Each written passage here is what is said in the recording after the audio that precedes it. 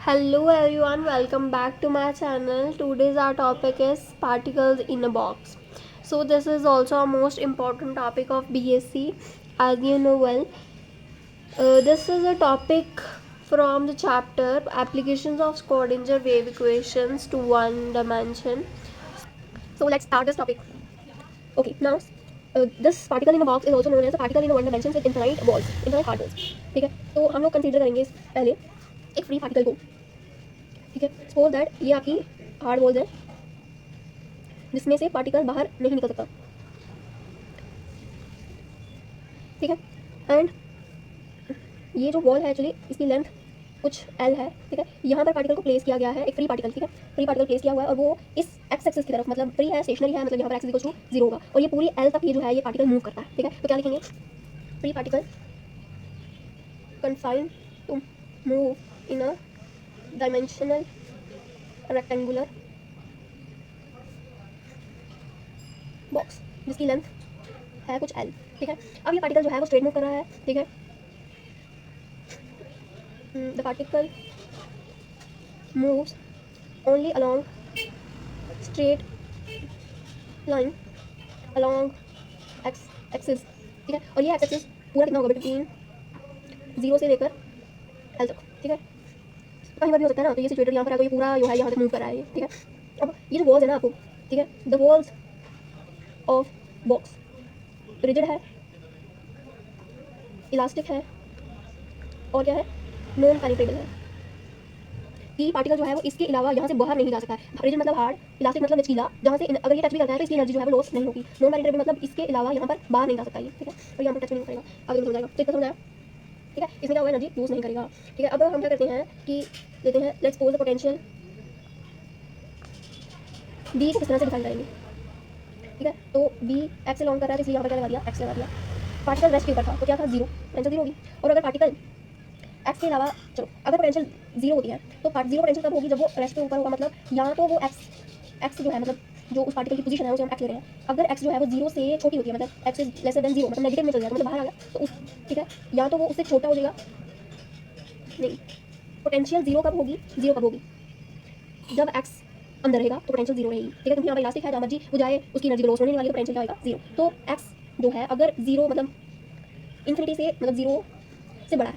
ठीक है, यहाँ पर कहीं पर भी 0 से लेकर एल तक है, तो सपोज दैट 0 से बड़ा है, तो 0 से बड़ा है मतलब कोई भी वैल्यू हो सकती है, और एल से छोटा है. एल बड़ा है और एल से क्या होगा? 0 छोटा होगा. तब इस मतलब इसके बॉल्स के अंदर आ गई पोटेंशियल, इस बॉल के अंदर पोटेंशियल आएगी 0. पर अगर पोटेंशियल इन्फिनिटी कब होगी? जब वो बॉल्स के बाहर चल जाएगी, मतलब एक्स इज ग्रेटर देन 0 और x is greater than L. ठीक है, इन दोनों केसों में क्या होगा? ये एक्स इन्फिनिटी होगा. अब अगर हम क्लासिकल व्यू ऑफ पॉइंट से देखें, क्लासिकल व्यू ऑफ पॉइंट मतलब न्यूटन के लॉ के अनुसार पार्टिकल के ऊपर फोर्स लगती है भाई. न्यूटन के हिसाब से क्या था? F is equal to M A, है ना, एक्सेलरेशन भी लग रही है, मास भी है. ठीक है, क्लासिकल व्यू ऑफ पॉइंट से पार्टिकल की जो एनर्जी है, पार्टिकल के पास कोई ना कोई एक्सेलरेशन, कोई ना कोई मास है ना, मतलब उसमें फोर्स लगेगी, मतलब उसमें एनर्जी होगी, है ना. न्यूटन के हिसाब से तो यही होगा क्लासिक. ठीक है, न्यूटन के हिसाब से कोई उसको करने, क्योंकि न्यूटन बड़े लेवल के ऊपर चीज़ों को एक्सप्लेन करने की कोशिश करता है. तो क्लासिकली यही होगा, क्लासिकल यही होगा कि पार्टिकल के पास कोई ना कोई वैल्यू ऑफ एनर्जी होगी. ठीक है, अब नेक्स्ट फोर्स की E इज इक्वल टू 0 के ऊपर पार्टिकल क्या होगा? रेस्ट के ऊपर. क्यों? क्योंकि भाई एनर्जी 0 है, तो ऑब्वियसली उस केस में यही होता है, फोर्स इधर भी लग रही है, इधर भी लग रही है, ये तो रेस्ट पे रहेगा. ठीक है, अब अगर एनर्जी 0 से बढ़ गई, मतलब पार्टिकल मूव करना शुरू हो जाएगा. अगर पार्टिकल मूव करना शुरू हो जाएगा तो क्या होगा? वो फोर्स एक्सपीरियंस करेगा. मैंने बोला था कि यहाँ पर इनके इस वॉल के अलावा इसकी पोटेंशियल क्या हो जाएगी? इन्फिनिटी हो जाएगी. और जब इन्फिनिटी हो जाएगी तो वो फोर्स एक्सपीरियंस करेगा. ठीक है, in that case if it is greater than 0, मतलब कि इसको दैट इन्फिनिटी हो जाती है, तो मतलब फोर्स क्या हो जाएगी? फोर्स की वैल्यू तब होती है minus D V by D X. उनकी फोर्स एक्सपीरियंस करता है वो. ठीक है, जैसे ही वो इन्फिनिटी की तरफ जाएगा, सपोज दैट वो टच करेगा. ठीक है, इन्फिनिटी की तरफ जाने की कोशिश कर रहा है वो, तो सपोज दैट हम टच करेगा, तो टच करने के ऊपर वो क्या होगा? फटाफट रिपेल कर जाएगा. ठीक है, फटाफट रिपेल करेगा. क्यों रिपेल करेगा? क्योंकि हम क्या कर रहे हैं भाई? हम पार्टिकल इन बॉक्स कर रहे हैं, तो पार्टिकल इन बॉक्स मतलब पार्टिकल को बॉक्स में रखने की पूरी तैयारी कर रहे हैं हम लोग. इन्फिनिटी हमने कर दी, पोटेंशियल कर दी हमने हाई. जैसे ही वो यहाँ पर पहुंचेगा, फोर्स लगेगी उसके ऊपर उल्टी. जैसे फोर्स लगेगी उसके ऊपर उल्टी, वो इजीली रिपेल करेगा उस बॉक्स के वॉल से, और पार्टिकल क्या रह जाएगा? हमेशा अंदर रह जाएगा. बस इतनी सी बात. अब हमें क्या करना है? इस पार्टिकल की पोजीशन को फाइंड करना है. तो हम क्या लगाएंगे यहाँ पर? क्वांटम मैकेनिकल के व्यू पॉइंट से स्क्रोडिंगर वेव इक्वेशन. ठीक है, स्क्रोडिंगर वेव इक्वेशन से हमें क्या मिलेगा? आपकी पार्टिकल की पोजीशन का पता चल जाएगा. कहाँ से हमें पता चल जाता है? जाई जाई, जब जाई लगाती हूँ ये होती है ना इक्वेशन.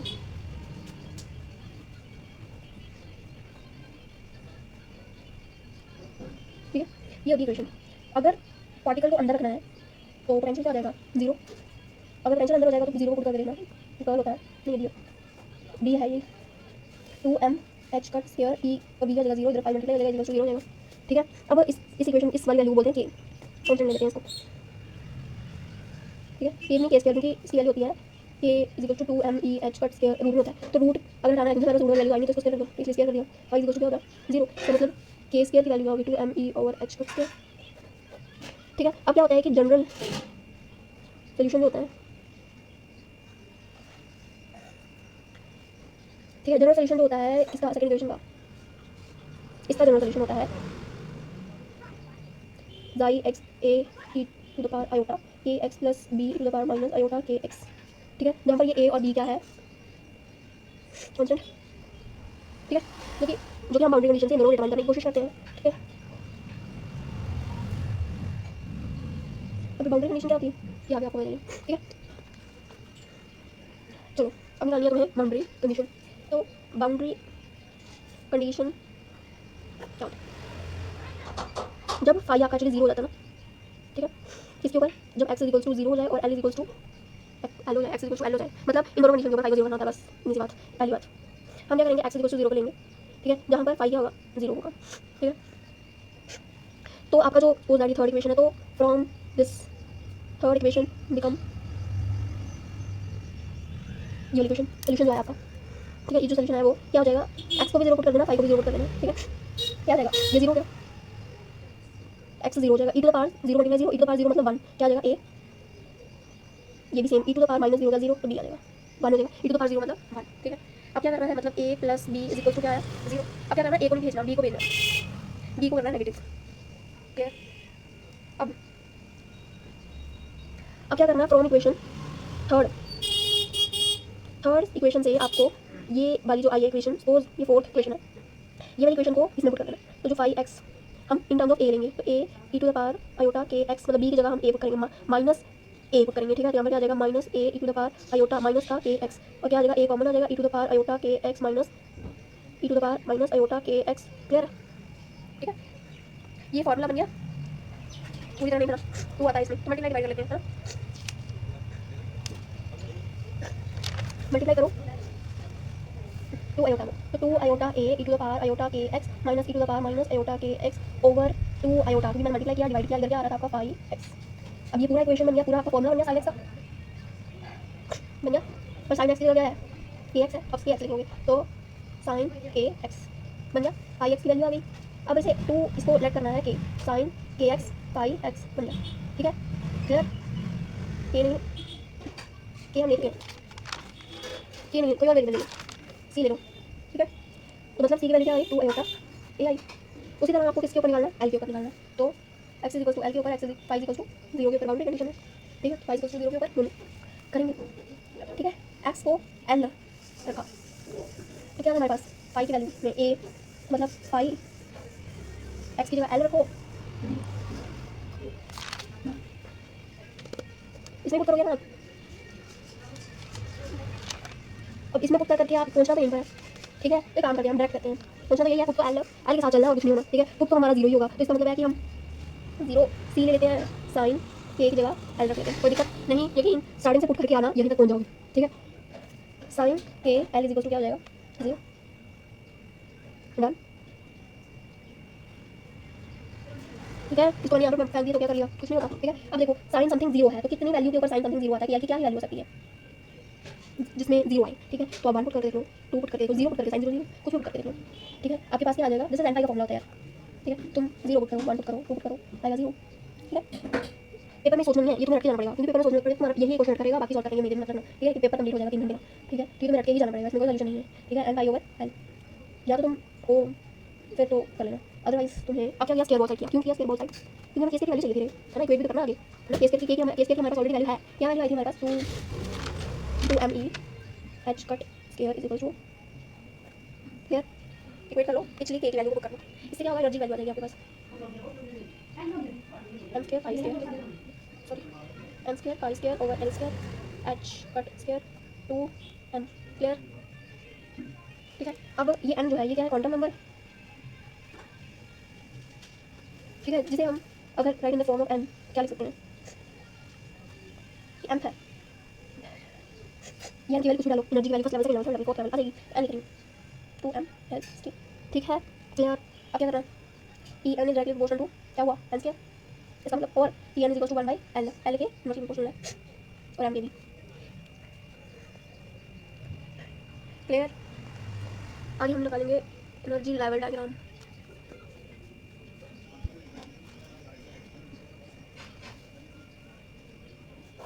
ठीक है, यहाँ बोलते हैं आइगन वैल्यू ऑफ एनर्जी, ठीक है। सो एन इज इक्वल टू 1 के ऊपर क्या होगा, एन की जगह अगर 1 पुट कर दो तो pi square h square 2m L square आ जाएगा, ठीक है। E is equal to 2 put कर लो, क्या होगा 2 2 4,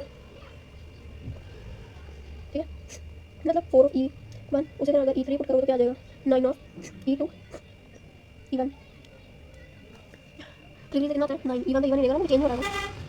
E4 क्या आ जाएगा 16, 4 4 4 16 E1 एज इट इज आएगा, ठीक है, ठीक है, ठीक है। E N is equal to P N square over N, ये अपने पिछले चैप्टर में निकाला हुआ है, ठीक है। इसको करो आपको सही तरह से लिखो, ई एन की वैल्यू तुमने अभी निकाली तो क्या लिखा उन्होंने, pi square h cut square 2m L square और 1 1 से 1 कट गया, pi square h cut square और L square P N square आ गया, ऐसे लिखना होगा चलो,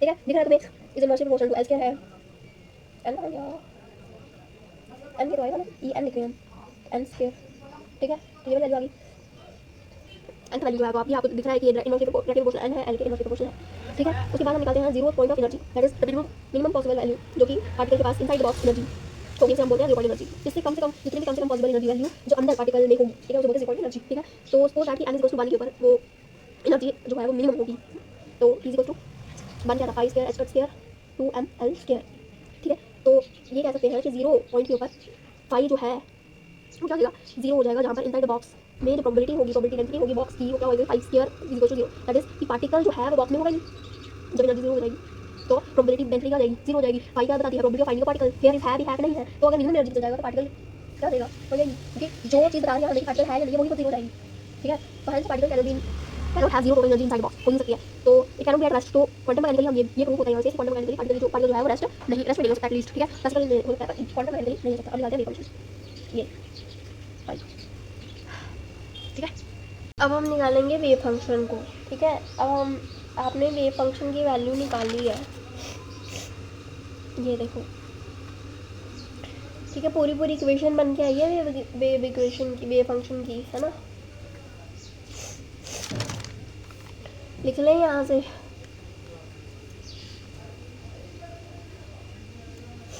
ठीक है।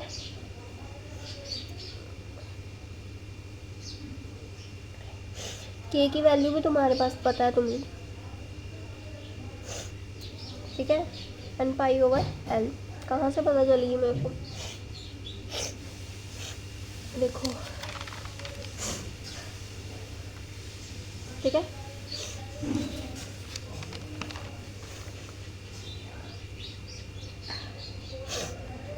अब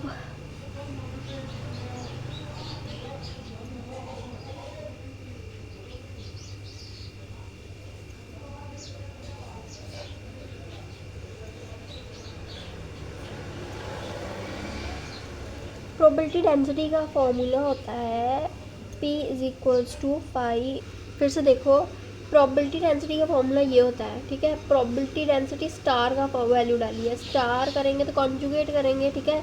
ये वाली वैल्यू एंगल सेम ही है, ठीक है, कांस्टेंट है, नहीं मतलब एंगल है यार, एंगल का क्या ही चेंज करोगे तुम, एंगल और स्टार का भी दूसरी वैल्यू में सेम ही आ जाएगी, और कॉमन लोगे ना तो ये तो स्केयर बन जाएगी, ये तो है ही कांस्टेंट है। साइन स्केयर की वैल्यू क्या हो जाएगी, साइन स्केयर एंगल थोड़ा ना स्केयर हो जाता है, ठीक है। एंगल स्केयर नहीं होता, साइन हो गया तो क्या है, इसे हम ऐसे लिखते हैं, ठीक है। अब आगे चलो, डेंसिटी का एक का मतलब है ये कि प्रोबेबिलिटी डेंसिटी का एक लेने का मतलब होता है कि कहीं ना कहीं पर तो है, pi 5 star pi dx is equals to 1 लेंगे। फिर ये भी तुम्हें, ये एक्चुअली कंडीशंस है कि प्रोबेबिलिटी डेंसिटी 1 कब होती है, 0 कब होती है, ठीक है। तो इस बेसिस के ऊपर ये लिया है, 0 से लेकर L। इसकी वैल्यू क्या आई है, साइन स्क्वायर n पाई L x।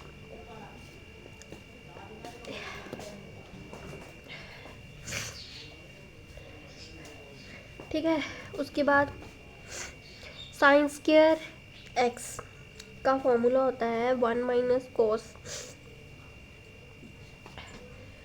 2/2 होता है 2x। तो x की जगह क्या लिखना है, n पाई x ओवर l, ठीक है, ओवर 2 को हम बाहर ले रहे हैं, ठीक है। इंटीग्रेशन हो रही है, इसको बंद करा, dx इज इक्वल्स टू 1 लिख दिया। 1 का डिफरेंशिएशन dx, ये इसका डिफरेंशिएशन, सॉरी इंटीग्रेशन कर रहे हैं, इंटीग्रेशन इसका इंटीग्रेशन dx, यार 1 का 1 नहीं आएगा, ठीक है। और इसका 0 आना है, ठीक है। इसको इंटीग्रेट, इसकी वैल्यू पुट करो, हायर लिमिट अपर लिमिट और is equals to 1। C square आ जाएगा, पुट करो upper limit minus lower limit, 0 ही हो जाएगा, तो कोई फ़ायदा है नहीं। सी स्क्वायर आ जाएगा ओवर 2 आ जाएगा, L is equals to 1। C square cross multiply, 2 ऊपर चल गया, एल नीचे चल गया, सी रूट में कन्वर्ट हो जाएगा, तो क्या आ जाएगा 2 ओवर एल हो जाएगा, ठीक है। अब सी की वैल्यू आ गई, बाऊ पुट करो। अब किसमें हम क्या निकाल रहे हैं भाई,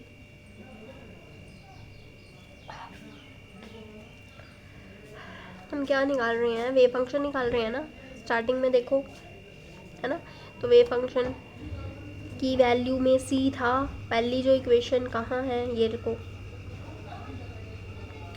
2/L साइन n पाई L क्या है, और L सॉरी x, क्लियर। आई है आपकी किसकी, ये फंक्शन की वैल्यू आ गई है, ठीक है। तो यहाँ से हमें देखिए क्या पता चल रहा है कि ये रूट में है, मतलब ये नेगेटिव हो सकती है, ठीक है। पर अगर पाई n का स्क्वायर ले लें वेव फंक्शन की इक्वेशन, अब यहाँ पर ना एक्चुअली ग्राफ्स आते हैं, ठीक है। उन ग्राफ्स में क्या होता है, जैसे हम जैसे वैल्यू को पुट करेंगे, जैसे इसमें ना क्वांटम नंबर, मतलब 1 n की जगह 1 पुट करेंगे, 2 पुट करेंगे, 3 पुट करेंगे, और वो नहीं आती है नेगेटिव, वो हमेशा पॉजिटिव ही रहती है। फाई का जो ग्राफ बनते हैं ना, वो बनता है, अगर हम फाई 1 का लूँ तो वो कुछ ऐसे बनता है, x इज इक्वल्स टू 0 के लिए और x is equals to L के लिए। वहीं अगर आप 2 के लिए लेते हो तो ऐसा बनता है, 3 के लिए लेते हो ऐसा बनता है। इसका कुछ खास सिग्निफिकेंस नहीं है, ठीक है। पर पाई स्क्वायर 1 में अगर हम देखें तो वो कुछ ऐसा बनता है, मीन्स पार्टिकल के मिलने की संभावना सबसे ज़्यादा होगी।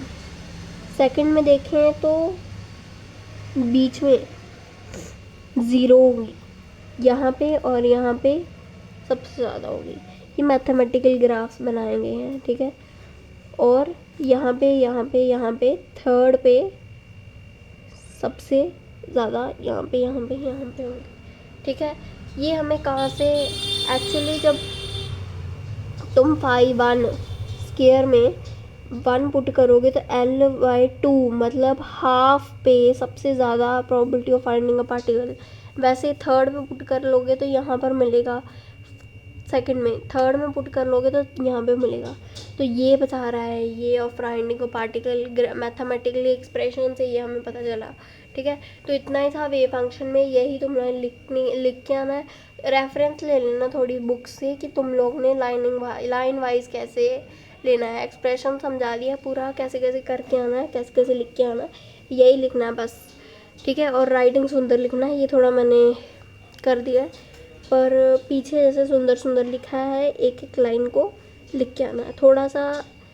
पर एक्चुअली होता है पता क्या है कि टाइम कम होता है और तुम इतनी ज़्यादा थ्योरी नहीं लिख सकते हो, तो हो सके तो मैथमेटिकल एक्सप्रेशन ज़्यादा मतलब पूरा लिखना है और थ्योरेटिकल चीज़ें थोड़ी कम लिखनी है। ठीक है, ताकि थोड़ा टाइम एडजस्टमेंट हो जाए, क्योंकि पेपर बोला था कि लंबा आया था, पेपर लंबे आ रहे हैं।